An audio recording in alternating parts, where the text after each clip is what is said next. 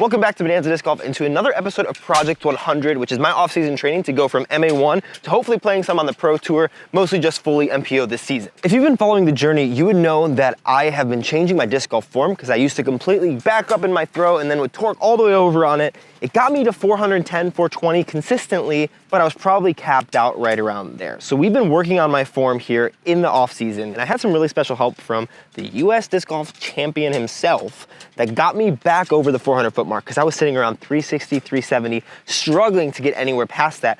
But yesterday, I was like consistently around 400, 410, with this shot right here going 420 feet. And there are three main things that got me back up over 400 feet, but there's still a long way to go, and I will be explaining the things that I need to continue to do. But first off, I was lucky enough to message with GANNON BUHR. We're kind of becoming buds, which is kind of awesome. Shout out to GANNON, thank you so much. Everybody go follow him everywhere. But I wanna share with you the video that I sent him, the video he sent me back, the two main things that I took away from that in order to make sure that I could add a little bit more distance and just continuously work on them because they can never be perfect off the bat. And then the one thing that I really thought about that helped me to get back over 400 feet, and I feel like I'm able to do that relatively consistently now, or at least touch around 400 feet again.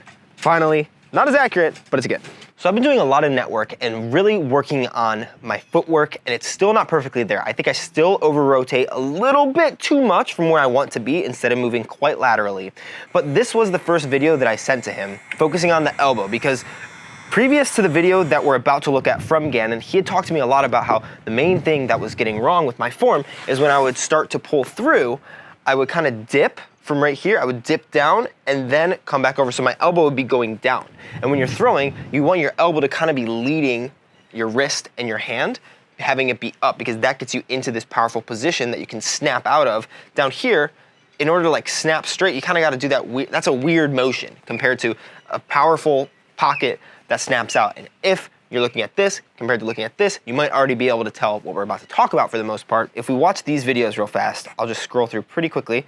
You can see comes in, my elbow's a little low. That's not the end of the world. This is more of the bad shot where it gets brought up and then it kind of has to dip back down. It's not looking great. The pull through isn't all the way there. And so Gannon had two major things to say. One was about my pull through and the way that I actually reach back that leads into the pull through.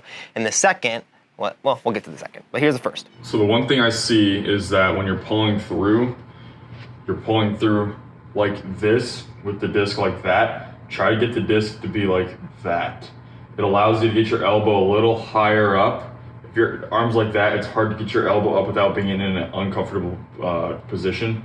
So tilt it down like that when you're pulling through. So you see a lot of pros, they reach back and pull through like that. We'll go here, reach back like that, and we'll pull through like this almost, because it allows you to get tighter to your body, and especially with your shorter arms, it'll be easier to get the disc tighter and the elbow out and create that pop if your arm is like that. So tilt the disc vertical like that.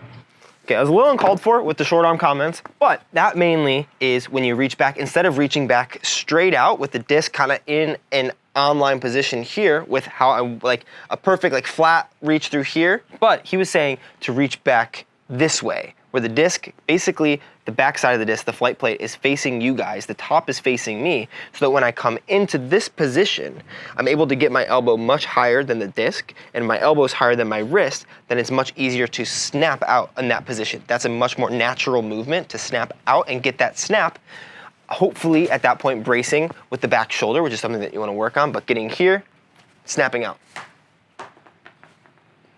I shouldn't have thrown that, but it was gonna go like 100 feet. The second thing you might have noticed he does that I very much struggle with, because I have not really practiced a lot of off-arm movement, and he's about to tell me mainly what I need to do here. But instead of coming and pulling like this, pulling into this position with your arm and then through, it's much more of a rotation in, where you rotate in with the back shoulder here. I'm not even moving my arm. But you see how much that rotated in, and then you bring it the rest of the way. Kind of just, you leave it loose here, boom, it just kind of rotates it in, and then from this position, that's where you snap out. And then the other thing is, don't think of it as like coming here and then pulling and bending. Think of it as everything lining up perfectly, and then it's a quick right there. It's not here, pull. The power pocket could still look good, but you're not getting the snap. It's here.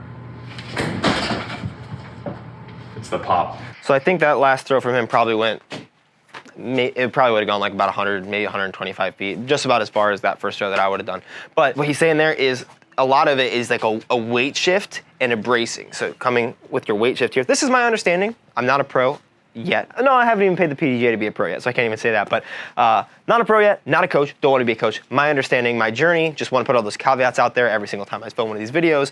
But in coming from this position, you're very balanced over this back position and then bracing through here and snapping out. I did have some questions with him about this, and then we'll get into how I used all this to get to 400 feet. But one of the main things that I asked Gannon about was, how do you actually hit like good angles? Like if I'm pulling through like this, does that mean that everything just does it come out like this? And a lot of it, he said, just practice, make sure you're pulling through like this and it will come out naturally. And so I started working on that a little bit that night during my network. And these are my last throws of the night, where you're gonna see it a little bit slower, but I come in, you can see right here on my back leg, I'm probably a little more over rotated than I want to be, which is more of a footwork thing, not really talking about that, but instead of being really back here, I probably wanna focus on having the step before my X be pointed a little bit this way, maybe 30 or 45 degrees, and then coming in much more laterally with this step, so that when I step forward, I'm able to shift that weight into that power pocket a little bit better. Power pocket, slingshot, however you wanna think about it. But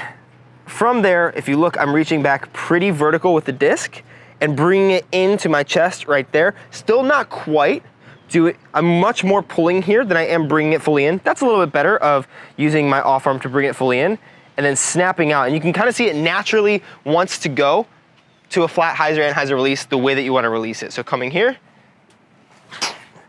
I do have a lot of work on the off arm to do.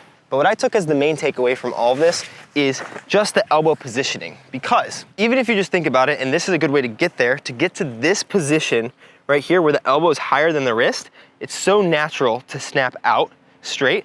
And ideally, you want this part to be moving so much faster than your arm and your shoulders opening up, because otherwise you're gonna release a little bit right, which is one of the misses I tend to have since I don't have a good brace with my off arm, which is something that I need to continuously work on, is bracing in with my off arm and keeping that brace to this point, and then from there, releasing out. That's gonna be coming on the channel. I've started working and getting better at my brace with this leg right here, so that I don't really fall over my leg. That's a terrible example, more like this, bracing right here, falling out, and then coming over it. But yesterday, when I was filming that other video, my brace was not good. I'm gonna show another video of a disc that went 410 feet for me that also shared that third principle we're about to talk about in a second, but my brace was not good. And so it could have gone even farther, my brace with my leg or with my arm. But because the pocket was much better, the pocket, the slingshot, however you get to this position where you're able to actually snap out from there, instead of having to come down and then back out, which just that, you could just, if you feel that movement, this movement right here is way less powerful than this movement right here. You just feel that with the way that your shoulders work. And it's obviously a work in progress, but having just this arm working correctly for me, I was able to get back closer to that 400 feet. And so now really working on getting a lateral movement here, getting this off arm bracing and getting that front foot brace to be much more consistent are the main things that I'm gonna continue to work on. But the last thing that really brought me over that threshold was actually changing my bag. You saw that video of me changing my bag, hopefully, where I got rid of all of the basically all the discs that I've ever bagged for any significant period of time. And because of that, I changed the bag to be much more based on how I like to throw now. And because of that, I don't have a lot of really overstable discs, because I used to prefer to throw anhyzer, because when I was leaning back for myself in order to get through, I would have to kind of lean back with the shoulder and everything would release on a natural anhyzer. I was able to torque over enough on it and I had good enough fast twitch muscles that I was throwing over 400 feet, but I was probably capping out around that point. Whereas now, because I'm much better about getting over my lie, getting down, and actually throwing from a tilt position, I'm throwing much more hyzer releases, and those hyzer releases are causing me to add a lot more understable discs to my bag. That's made flat and anhyzer shots a lot less comfortable for me, but that's not a bad thing. Those are shots that I can learn, but as I'm going through this process, and as I probably will continue to be a hyzer player, because the shots seem much more consistent and I'm enjoying playing this way. I feel like it's opened up a bunch of more shot shapes for my arsenal right now. I'm gonna really focus on throwing more understable discs. This Neo Enigma, not super understable, but definitely if you release it flat, it's gonna turn for you. And this Pharaoh, very, very understable right now for me. Those are the discs that, for me, went over 400 feet yesterday. The Wild Honey went 442 for me yesterday, the Wild Honey did from Clash Discs. And it's these discs that are more -1.2, -2.2, not super stable, that are going those distances. Now, honestly, just because I've seen it in comments before, that is going to discount a lot of people from the fact that I'm throwing over 400 feet right now. Because it's like, oh, it's flippy stuff, it doesn't quite count. I kind of maybe was in that camp before, but I think that's a little bit silly now.